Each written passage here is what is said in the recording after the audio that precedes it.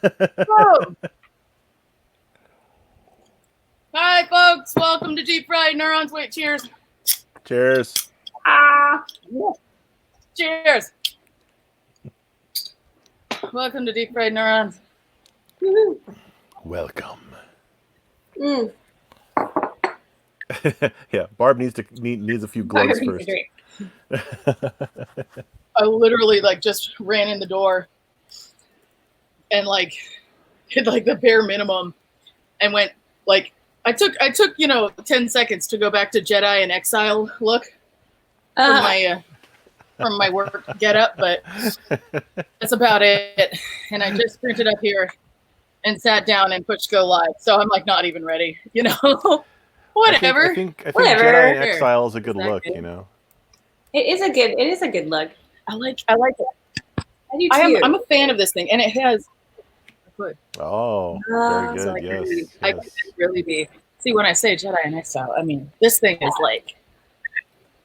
It's very important to have that so you can walk in, sort of incognito into a room, and then slow motion pull down the hood. I want to be Jedi with that too. There you go. See, I can't do any of this. What do I got? I got a light bulb. I can't sweep my. Oh God. I can't shake my hair in slow motion though. We need the slow-mo effect. My hair doesn't do that. It's shorter now though. It looks cool. I got it cut. No, and when I say I got it cut, I mean I cut it. I'm pretty pleased with this quarantine cut. Yeah, this is Deep Fried Neurons. Yeah. We put the social back in social distancing. Woohoo! I put a few alternate slogans in the spreadsheet. Oh, good. And Can I go in the chat? Stick it in the chat. Oh, I'll stick it in the chat. Yeah, we're still doing. Sorry, folks, we're still doing setup stuff because I literally just ran in the door. and Barb is the keeper of the StreamYard because she knows what she's doing. DM. Yeah, the Stream DM. I'm the one who pushes the buttons. Stream right. DM. Speaking of That's which, what they should call it. This time I'm going to take notes. Barb, what are you drinking? Oh, this is Sam Adams Summer Ale. Ooh, that sounds nice. Yeah, it's pretty good. I don't think I've had this one before. I've had Sam Adams, obviously. Mm-hmm. I've had Sam Adams Winter Lager, which I don't know how good it is on its own, but it has a connection for me to Lord of the Rings. Oh, interesting. To the books because I knew the stories when I was younger because my dad's a nerd and we listened to the audiobooks of them all and had illustrated books of really cool art and everything. For the first time, I think I actually read them in their entirety. I was in college and I did most of it while drinking Sam Adams Winter Lager because I figured, hey, the hobbits they're drinking their ale. I might as well, to be in character for this, I need to be drinking beer. So that's what I was drinking. So, yeah. That's good. And this is not that, What are you drinking, Garland? She was mixing it up. It's very noisy. I'm making a jam drink number 2. Jam so Jamaloo. The jam. Last week, I used a apricot lemon jam. This week, we had a plum strawberry jam that actually had a little bit of port in it. And this, I added rum to it and a dash of celery bitters. Maybe 2. And it's pretty good, I'd say. You're like an official mixologist if you start adding things like bitters. Man, we needed the bitters. We needed just a little bit of bitters. Salt would have worked as well, I think. Interesting. And then unflavored seltzer to just bulk it out. Yeah. Yeah. Cool. Yeah. So I'm drinking a rerun of last week. I feel like we've settled into I didn't finish it last week, so I'm gonna finish it this week. I feel kind of like I'm getting old because it used to be I could finish a bottle of wine pretty quickly, but I guess I'm trying to be healthier or something. Old man. Yeah. I think we've settled into like a routine on this, or at least we have our own categories. Like Totally. Todd is always drinking wine Yeah. with or without screw tops. Carlin is always mixing up some kind of cool, liquor concoction, and I'm frequently drinking beer most of the time. I mean, that's the way I have the I would advantage have though it. of being in the kitchen. So So that's, I think, part of why I end up being able to mix up whatever is because I'm like right next to our liquor cabinet. Yeah. I think also your original desire for our little thing would be we'd all be mixologists to make our own little unique drinks, but I'm not that creative. Sorry. No, I think my desire is mostly that we'd be drinking. Yeah. Okay. It's okay. You are all on task. However, you weren't exactly on task for this week, so I'll go first. We did coloring book pages, and originally what I thought, so I'll just go ahead and basically read what I wrote. Blah blah blah. Blog. Where? Oh. blah blah blah blah. Find any of the windows. Here we go. Not the window you're looking for. So I picked this topic last week, partially because I've never actually enjoyed coloring books, but they are, studies have shown that coloring in coloring books reduces anxiety, and depression, and I've always sort of like been stressed out by coloring books because if they're like pretty enough, then I don't want to color them because then I want to ruin them. And if they're like unattractive, then why would you bother spending the time to color them in? Like when I look at a coloring book page, it stresses me out. Like I'm not into that. Like so, but I do remember so this whole idea that coloring book pages like have this relaxing thing isn't quite fit for me. But I did have one memory of a coloring book. I think I mentioned last week that was all these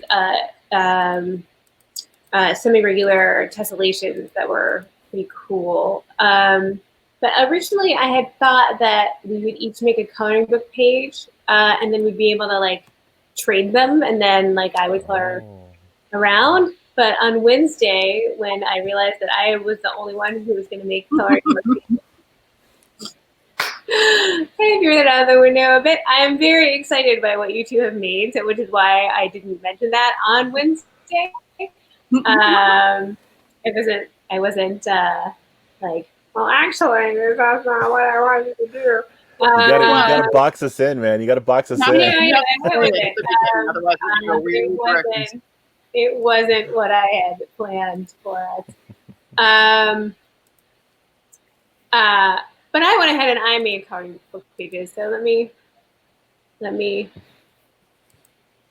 share those. Oh, screen share. Yep. Ooh, yeah. So I went ahead and did a whole bunch of research on tessellations and made using the graph paper algorithms and new ones, I made different tessellations. And for those of you who aren't familiar, actually I like this link better. If you're not familiar, tessellations are the shit. Yeah, and they have a long history in art. So it's going to be, you'll see, I printed this one out.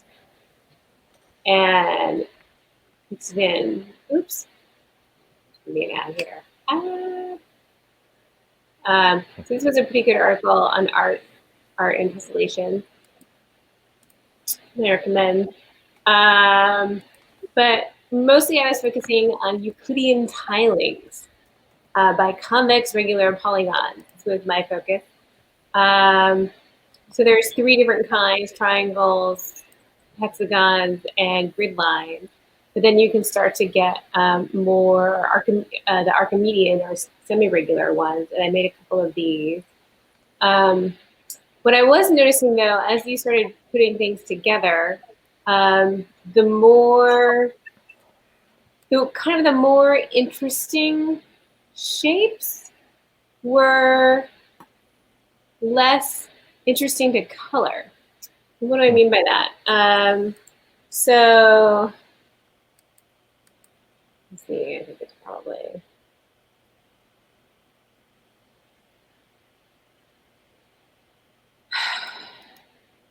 like this one was pretty fun, but it wasn't going to be that much fun to actually color.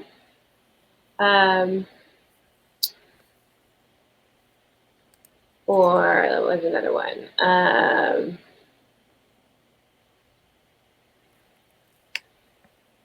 This is kind of an interesting interstitial space, because again, I didn't think it was going to be that exciting to color. But when you have something that's on the Euclidean regular, like the hexagons, you end up being able to do something like that. You can sort of like make your own pattern out of it. But so I like those better. The ones that are the simpler ones are better. And these are ones you've colored? This is ones I've colored. This one was at the top of that article, and I printed it out. So some of the more irregular ones, I'm still working on being able to generate this one. And part of how my research on how to generate it is actually doing the coloring to sort of think about like what are the different ways it could go together. So this is a snub, a square snub, a snub square tessellation, and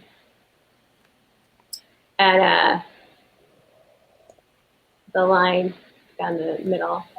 Subsquares are kind of cool. Just stare and watch this, it'll give forever. I had a Rubik's Cube like thing. No, sorry, it was a snake. It like unfolded into a straight thing, but then you could fold it all up and it became that shape. We had one of those too. I mean, if you really get into this, you can start to have like a lot of fun with math. Ooh, I've never heard of Voderberg tiling. That sounds cool. Yeah, spiral tilings. So I just made. I see. It's non-regular. Cool. Yeah, it's not regular. I just made pretty basic ones, and I made it so I made a little zip file so people can download them if they want to. So what do you mean you made these? Yeah, Carlin, what do you mean you made these? I made these. I made. I noticed these are all in like GitHub or something. Yes, they all are. They are all in GitHub. That's actually probably the best way to do it. As though we could download them ourselves. Yeah, so you could actually just download the PDFs from the blog post page. But if you wanted to like dig around with generating your own, there's the code for all of this stuff. The tiles Polygon is probably the most complicated one. So you can pick how many polygons per inch, whether or not the spacer is actually an indicator as to how it's tiling. Is it tiling by like putting 2 tiles right next to each other, so there's like edge on edge, so like a double, or is it tiling by creating 2 rows with a spacer up between them? It's easiest to see on, say, the hexagon. Let's see. So you can either, so this line is drawn and this line is drawn, but this line is just spacer lines. Does that make sense? Can you see my cursor? A little bit, yeah. So every other, in the hexagons, look at it, every other line is drawn, and then between the interstitial lines are From an just adjacent one. spacer lines. So that's if there's a spacer. That's actually calculated later. Vertical snuggle is if things are at an angle and you need to like snuggle them together. It's not That's a great name. math. Really is. This is like the size of the polygon. I mean the number of sides of the polygon. You got to be able to draw a polar line. You got to be able to like find vertices, get the length of a line segment, get the height of the polygon if it's at a rotational angle, because it might not be 2 times the radius. Then get the height. Oh, I have it defined twice. Ooh, yeah. So this is like terrible code. No one should be. No one should be using this code. It's terrible. Hey, does it work? It works, but it's like everything needs to be refactored. In fact, what I've decided I may need to do, I may need to upgrade to a programming language where I can build interfaces and save settings and blah blah blah. But we'll see. Well, you could just use PyQt. No, that would ruin the fun. You could just make a Python web server that emits a web API. No. So you're going to do it all in JavaScript. That's awesome. Well, actually, if I was going to do it all in JavaScript, which I'm not, but I would probably use something called Rune.js. And that's something this. So P5.js is great for if you want to draw things to the screen. But Rune.js is geared more towards the SVG thing. So if I was going to use JavaScript to do this, I would not write my own framework. I would use. This is different than Rude.js, which is just all about like hand gestures and stuff, right? Yeah. Yeah. Sorry, I'm already half a glass in. Yeah, so if people wanted to write their own thing and that would put out SVG files in JavaScript, I would recommend using Rune.js. Rune Madsen's a really interesting, he's written a really interesting graphic design book that's online. So his focus is not on printing to screen like most things are, it's to printing print. So that's cool. Yeah, that's really cool. Yeah, I am not the biggest fan of JavaScript. It just doesn't aesthetically taste good in my mouth. It's not the right thing.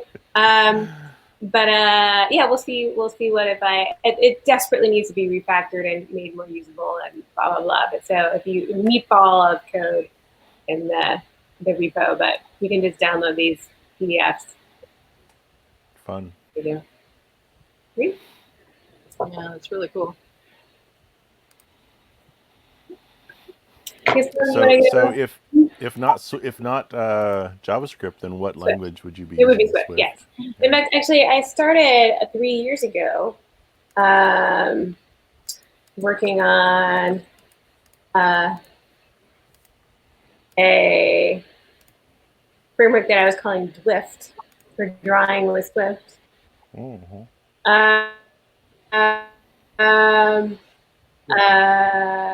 But as you can see, I haven't worked on it since 2017. And it's all using, anyway, I would probably use, with Swift UI now, it would be really easy, and then to combine it with some SVG output. Probably weird. Yeah, I'm sure it's like Swift seems to have evolved a lot in 3 years. Yeah, it has. It's also, the question would be, would I write it all as extensions to the shape protocol, or would I make my own classes? I don't know. Yeah. It's hard to say. Do it in JavaScript. Yeah. Yeah. So How long did it take you, Todd is great at pointing out that if I use JavaScript, I'd be done by now for like most of everything I want to do. He's like, if you use JavaScript, there's this library, you'd be done by now. And I'm like, you don't understand. The point is the pain. The point is the pain. The point is the pain. Code flagellation. It's not the practice. It's the effort. It's sort of like if I wanted a picture of a boat, I could go buy a picture of a boat, or I could draw my own picture of a boat. Like I might get a better picture of a boat if I just bought it, but there's a value in drawing your own picture of a boat. But don't you know, if you use JavaScript, it's pain all the way down. It's like an Iron Maiden of code. You just get in and go, ah. Anyway, I had fun. It kept me off Twitter. It was great. Yes, this is the whole point of our Deep Fried Neurons, I think. It's just to keep all of us and hopefully a few viewers off of Twitter for a while. Yeah. Don't go on, yeah. So yeah. So that's where that's what I did. That's awesome. And you actually colored some of these. That's and great. I actually colored them because that was sort of the point. One of the things that I got better at coloring. I don't have a lot of coloring experience, as I indicated. But I learned about coloring. Here you can see, and like, how was I gonna, like, just, I made some mistakes. But in the end, the bottom part is the part that I did.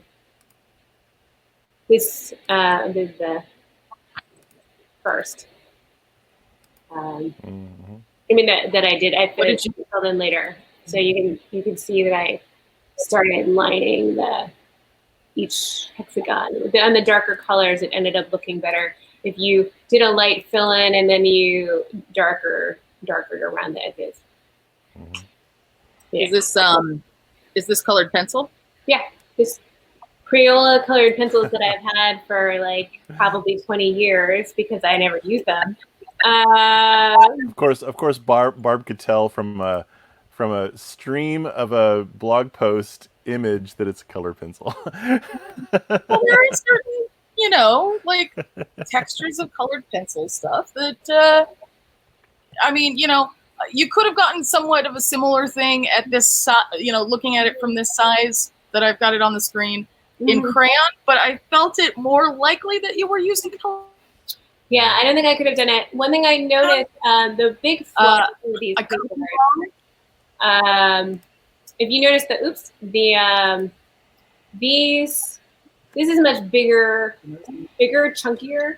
I think if I'm gonna do this again, I want things to be bigger and chunkier because I realize that I'm old and therefore I'm a little farsighted. So if I want to do this in the evening while we're watching TV where it's slightly dim, I can't do it. I can't do the little tiles. Can't do it. Actually, that makes me wonder if there's like a sort of standard shape, sort of a standardized area that is a colored thing in a coloring book. Like if you were to sample all the coloring books and sample the average area of all the bits you can color in, what is their average size? What's the large type equivalent for coloring books? Yeah, well, I mean, because like all of yours, to me, your little cell size seemed to be smaller than most things that I've seen that were coloring books. Whereas the one on the right of your image here looked a little bit more like a standard thing. And so I'm wondering, it would be pretty small. I think. Like, I mean, maybe. Yeah, the thing is, like, I don't really see coloring books very much anymore because we don't like randomly walk through bookstores for reasons. Some of these adult coloring books, like this one, get pretty intricate. Thinking of. Very. Does look inside. They're teeny weeny. Yeah. Okay. Oh wow. Okay. Yeah. Very small detailed. Kids coloring books, yes, giant things. Yeah. Okay. So it does vary. There isn't sort of a standardized, or not really, but a sort of stereotypical cell size. It does vary quite a lot. Yeah, and I think this particular author has particularly tiny. Yeah. Who is this author? I can't see. Johanna Basford. Hannah Basford. Yeah, they're beautiful. Color pencil. I can't see names. Yeah, wow. That's really pretty. That's complicated. Yeah, so yeah, I would definitely have to be a few inches away with my glasses up to color that. Yeah. So I mean, I think these when we go into a bookstore and see fancy coloring books, Mm-hmm. I think it's hers usually that I'm think are really cool looking. But then I find it really beautiful to look at. I would never color any of these because I'd be too worried about messing them up. Yeah, see, I would want to do this digitally, like with a flood fill tool, so I could like undo and try different variations. No, the problem with the flood fill tool. No, I agree. But the problem with the flood fill tool, this is one that's in a flood fill tool, and this is versus one that's hand colored. And you can see on the hand colored one on the far left, I was able to add a slightly different color along the lines that were like. Yeah. You could just add a little more dimensionality. Like it's a very different feel. You can't undo. You can't undo, and that's actually doing life, Todd. Life is no undo. Real life is hard. I don't know. So I probably like have to get 3 of these, like one to color. Totally. One to have. Well, that seems like the kind of thing where, okay, either they give you a digital copy of it as well, so you can print it out and not have to worry about they definitely don't. messing it up. Or in the coloring book, give you 2 of the same page. So like, here's the pretty one. Here's the one that you can, or like here's one that you can leave blank, or you can just do it twice and like practice it once and then do it again. Yeah, I think that's what I liked about the coloring book that I remember liking as a kid. It was these. It was all mostly Archimedean things like these crazy tilings, but it was the same page was repeated multiple times in a book. But because it was so interesting and irregular, and yet regular, you could color it lots of different ways. So that's what I remember really liking about that particular coloring book was it had the same page over and over again. It was only like 5 or 6 pages, like repeated. Totally, yeah. Over and over again. I've never been able to find this book again. I looked for it. I couldn't find it. I like that idea just so you can try out different designs and so you can like create almost a little movie of your thought process. Thank you. Yeah, I think actually the Wolfram Alpha tessellation page,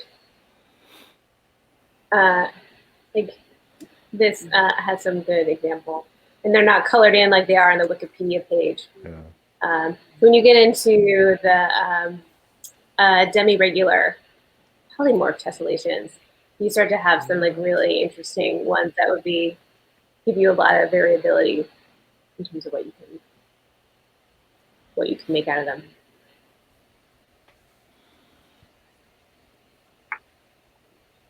Okay, that's yeah. Neat. Barb's up next. Very cool. Okay. So what did you do? I went paper because of course I did. Yes. And because I like paper, it's a thing. And I have a lot of it. I have a paper problem.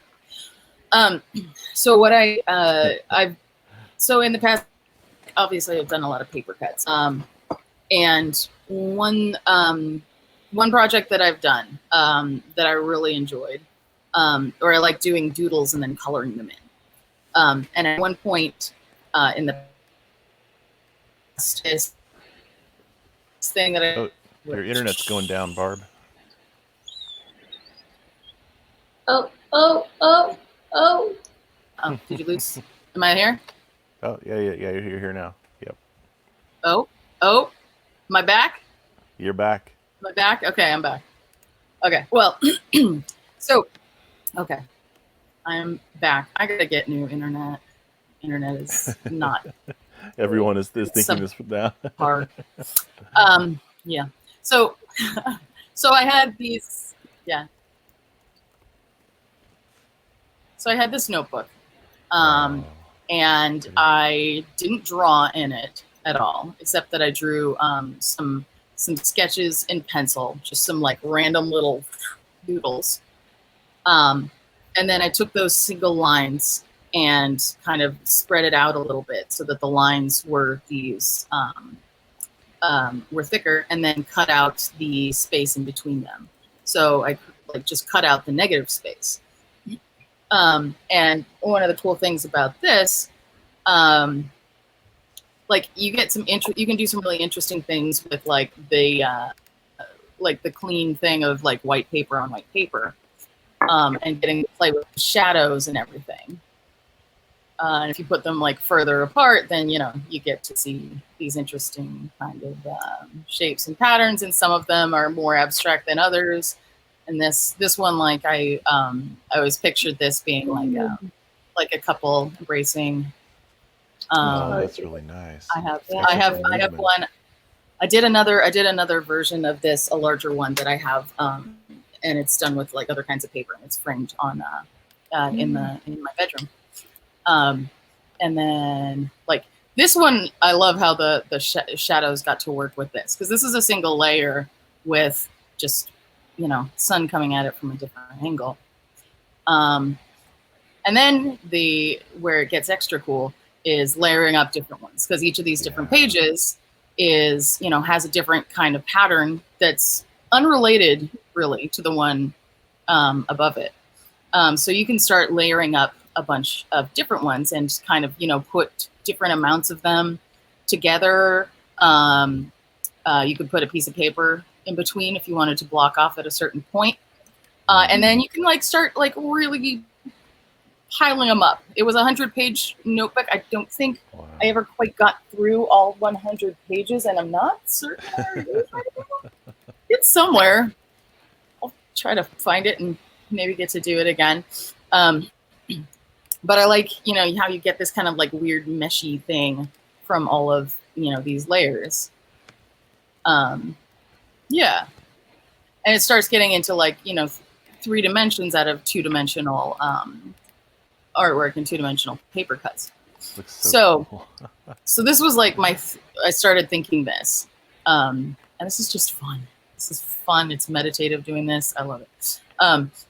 So I started thinking along those lines and thought, okay, coloring, in terms of coloring, and I've looked for this app. There's an app that kind of also inspired me for this, and I cannot for the life of me find it or any mention of it. But the idea was they had basically coloring pages, and you could use your phone's camera or your device's camera and just point it at something and be like, okay, I want to take this section of it and color it with a photograph of grass. So you just aim it at something and frame it up, and you hit, you take the picture, and it puts that is the fill for that part of this coloring page. And I thought it was like fabulous, and I loved it. And so one thing I was thinking about with this is, since you have that negative space, you have those window openings between the paper lines. What I could do is I could take, honestly, whatever. But since I have so much crazy paper, so much, oh my gosh. Oh my gosh. Someday I have to take a picture and show you the depth of my problem. Of my paper problem. I could use some of these like really interesting types of paper. For what I started, because I was thinking like, okay, I could just do like patterns, but since I have been doing a whole lot of like hand lettering lately, and quotes and such, I decided to try something with that and play with the the dimensions of it, and you know, like have parts where it's overlapping.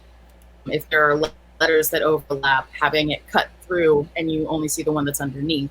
Kind of along the lines of like some children's books that have like those windows in them, and you know, see part of the picture or whatever from what's coming in the next one. Rub the bunny's fuzzy tummy. Yes, it was totally Pat the Bunny. It's 100% Pat the Bunny.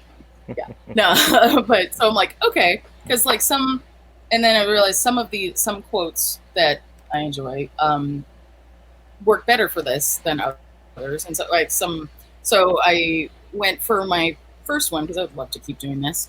I did what was it, Samuel Beckett? Is that what I said? Ever tried, ever failed, no matter.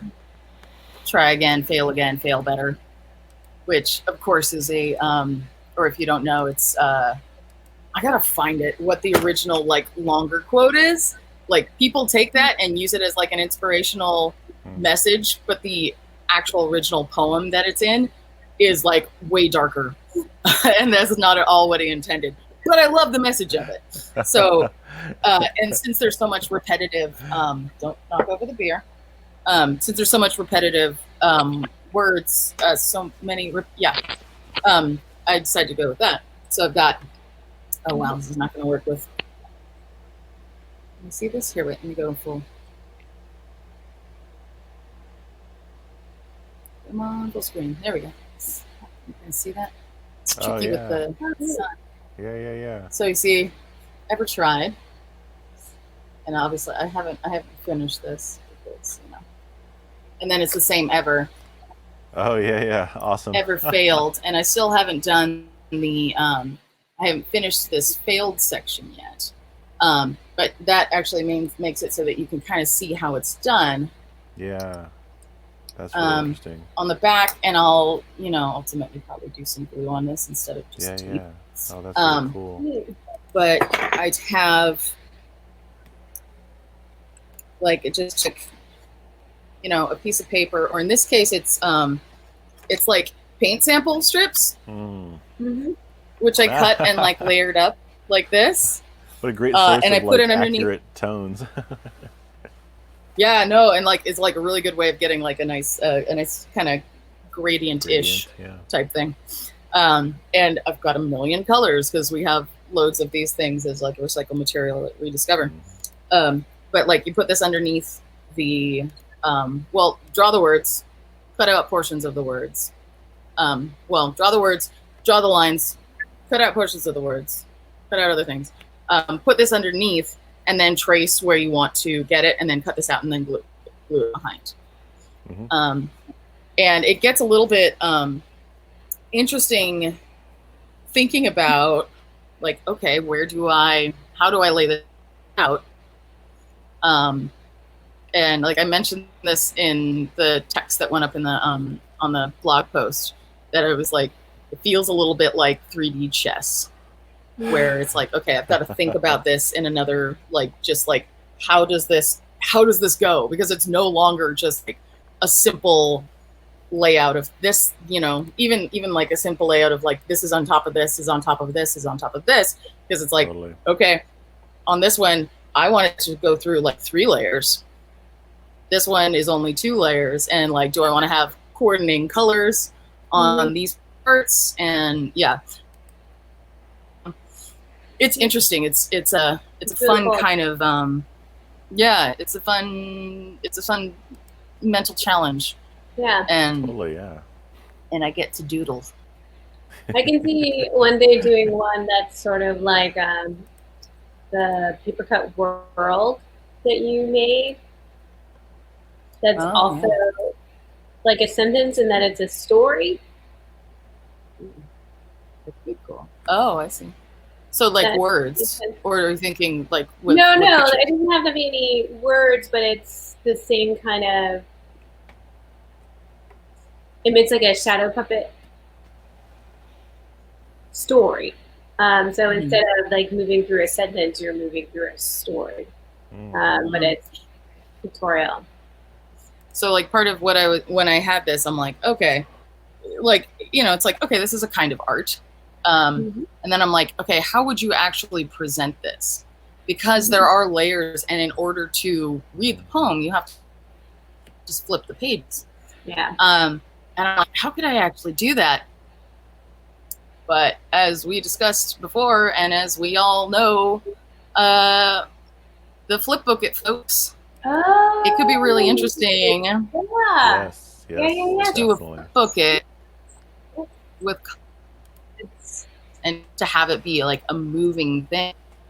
Yeah. And you could motorize it and have it go at I like it. whatever speed you want it to. So it's just kind of continuously going. Yeah. It could be That sounds fun. really cool. I have some. I might play with that. I like it. It could be fun. Yeah. Do it. So that's am I still here? It looks like my thing keeps refreshing. Yeah. Your bandwidth has gone Yeah. down apparently. It took more time than it probably should have, but dang it. Pretty- Ah! Meh. Yeah. But yeah, it took longer than it should have, but I like sitting there and sketching and just cutting things out with the little craft knife. So That's the thing, is that it's not just my jam. the I'm playing technical with paper. aspect of cutting out. You also have So to that's plan the 3D cuts you're gonna do. That seems pretty hard. Yeah. Just the strategizing of like what's gonna be where. I heard literally nothing of what you just said. Oh, am I cutting out?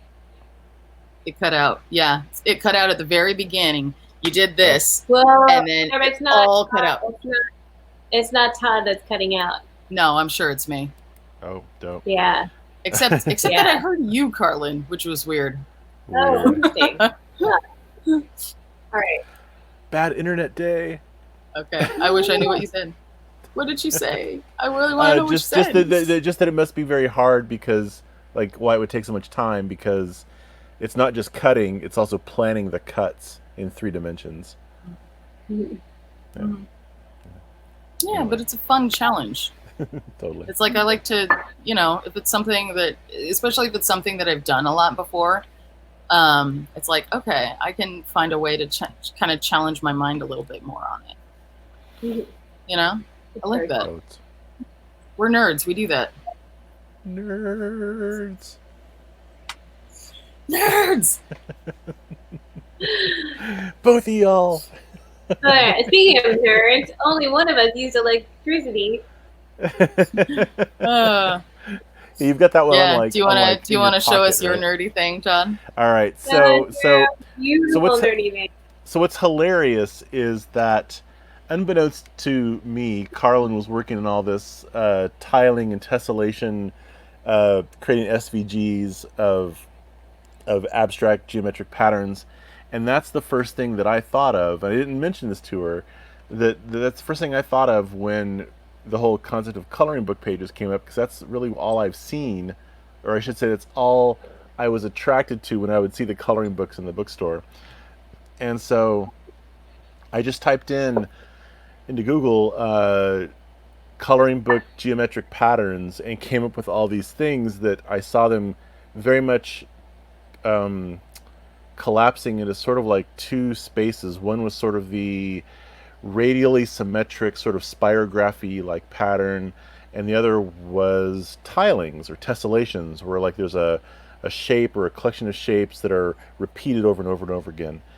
And I was thinking, oh, that's, okay, I bet I've been wanting to play with PCB material as a light diffuser, and I'm like, well, why don't I just take some of these things I can find as SVGs, because the PCB mill that I have right back there needs a vector path to carve out, and so I found a bunch of geometric patterns that I then collapsed down, and so here is one of them, and it is very much like a. How do I get the reflections to work right with the lights here? Aha! So here's one of them. It is a spirography thing, and then here's another one, which is just a tiling of circles. Which it turns out, if you look at the Wikipedia page for circle tilings, it turns out that there is a very rich space in geometric studies about this, because from this you can get kind of all other geometry, because circles, right?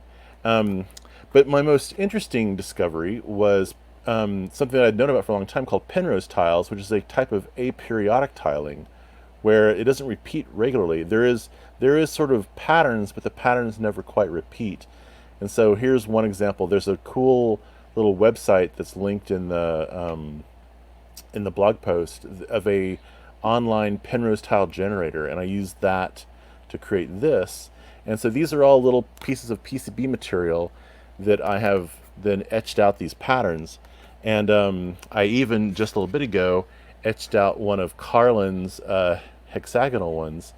And then I decided, Aw. well, yeah. And I'm like, well, you can take your phone's Beehive. flashlight and oops, sorry, you can take your phones. How do you get the flashlight to work? Oh my God, how come I can't use my phone? There you go. And you can make the light go out the back, and you can kind of see kind of what it looks like, and it's kind of interesting. But why not instead use an LED grid, or in this case a radial grid, and see what it looks like when it's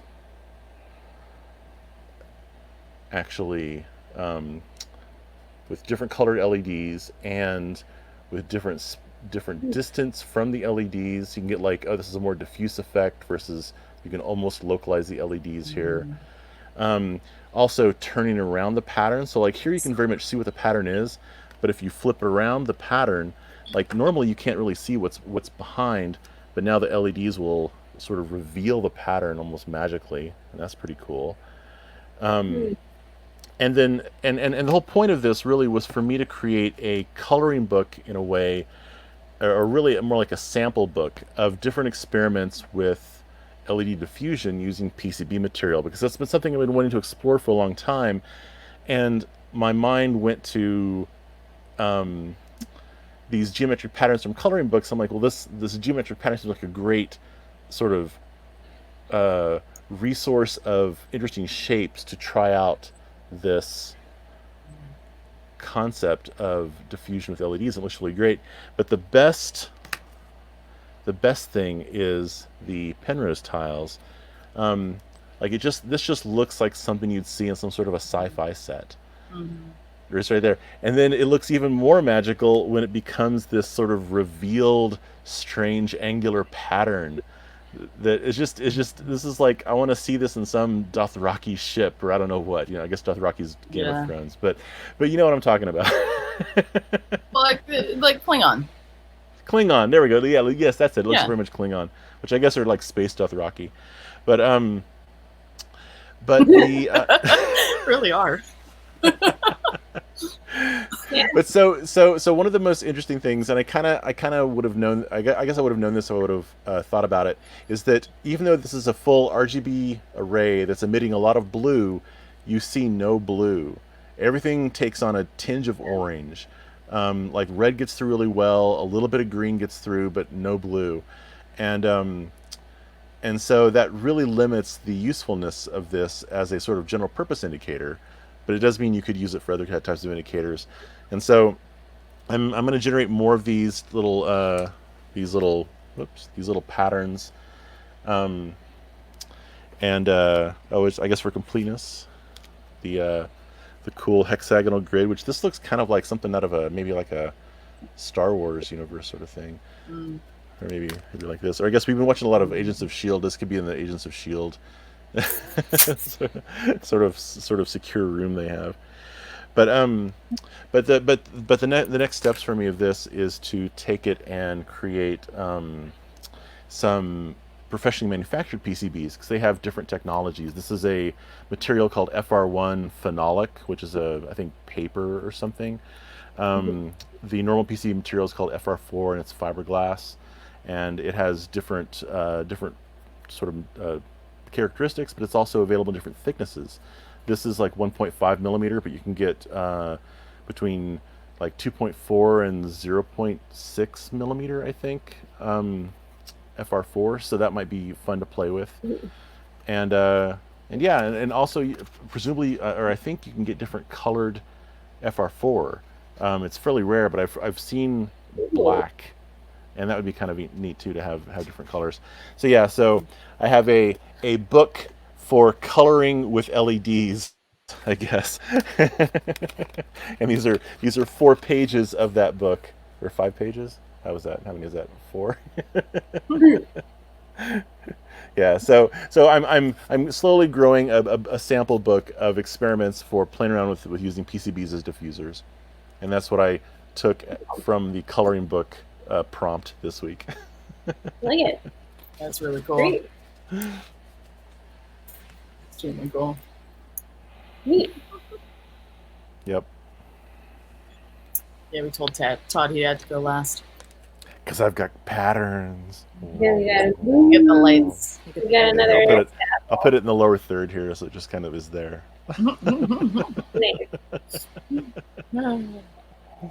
Yeah, that's neat. Neat. That's very cool. Wob, wob, wob, wob. All right, so yeah, if anyone else wants to do this, PCB mill. I was also thinking I really have to try this with a vinyl cutter, and like basically make stickers of the pattern that goes onto just normal paper, or just like remove the negative space or whatever from the piece you cut. I think that would actually work quite well. Obviously, laser cutting engraving would work. And or get a PCB made from Oshpark. If you design it right, it'll have this sort of pale coloring where like this is basically with no solder mask. Normally PCBs have solder mask, but you can tell things to not have solder mask. Cool. And yeah. Wah. It's fun. Yeah. And what are we going to do next week, Todd? Yeah, what's next So week? next week, because I couldn't think of anything else, and because a feature of our show has been our fun drinking, the topic is very broad, but it is celebrate your drinking problem. And, maybe that means making your own wine. That's what I'm going to do. I've got the key ingredient right here. 91% alcohol. Oh, good God. It's so cheap. It's so cheap. Just red food coloring and this, and I'll be set. Yeah. This is probably pretty insensitive, all of the way that this theme is. But finding some way of, finding a way of. I think when I wrote this prompt, it was about using all your empties. Yeah, that's right. The detritus of your. Yeah, it was about like, wow, it's great that I have a drinking problem because now I have a ton of corks or bottles or bottle caps. Or yeah, exactly. Or if you like drinking a lot of bottled water, you could use all your empty water bottles. Yeah. You can totally you can totally also take advantage of somebody else's drinking problem and use their corks. Yeah, because they want to. If they don't appreciate the empties, maybe you will. Yeah, but I do think. I mean, you could be. I like that you've expanded it to mean other things, like maybe, I don't know, maybe I'll ferment some jam. Ooh. See, we have so many things because everyone's got a drink. Yeah, at least something. Yeah, I'm leaning towards bottle caps. I'm a sailor. Right on. Mm-hmm. That one says cheers. Yeah, that's nice. As you might imagine, I have a lot of corks, and so I've been thinking of trying to figure out what to do with the corks. And I know something you can do with corks. Yeah, what's that? Why don't you pull up your cork organizer video? Cork organizer? To organize my corks? No. Barb, yeah. Keeper for corks. It's an organizer that lives by my front door and has hooks for my keys and stuff. Oh, that's pretty cool. Yeah, I did. I think I scroll sawed a piece of plywood and stained it and put some. I think I put some plexiglass on part of it, so there are pockets you can put papers and letters and stuff in. And then I covered most of it with corks that I'd cut in half. So you can do thumbtacks on it and use it kind of like a cork board. Okay. Yeah. And because of that, most of the time, I don't lose my keys. I almost always lose my phone, but I almost never lose my keys. I lose everything. That's better. Yeah. That's better because you can at least ask the internet where your phone is. Yeah, there is that, as long as the battery is not dead, or it's not like on mute or in the car, or yeah. I put the link in the private chat. Uh-oh, we have private chat. Ooh, what's this? Yeah. Some YouTube Yeah, my video. computer dies when I try to open the Twitch. Oh, yeah, don't do it. Yeah. So yeah, Yeah, celebrate your drinking problem. Do you have empty aluminum cans hanging out? Maybe you do something cool with that. Like I've kind of wanted to make a aluminum smelter to like Yes! cast aluminum ingots. Yes! There you go. That'd be cool. No, it's like last year I saw this YouTube video of this like 12-year-old kid who made a aluminum crucible Yeah. and cast his own little like knives and stuff and like little I'm 100% there for figurines. that. And it's like, oh man, if a fucking 12-year-old kid can do this. You could replace your laptop. You could replace your laptop case.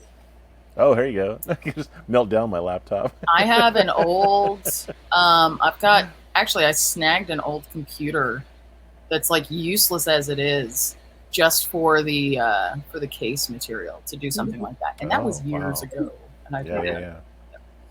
But it could be fun. Excellent. Well, I look forward to celebrating Our drink detritus. Yeah. The fact that we're all drinking too much. Yeah. I'll figure something fun out. Fun. Cool. I Well, still haven't heard a reason why this isn't a good idea, but you know. I think she likes having you around. I do. That's kind of the impression that I'm getting. I do. What? Let's not do that. Isopropyl.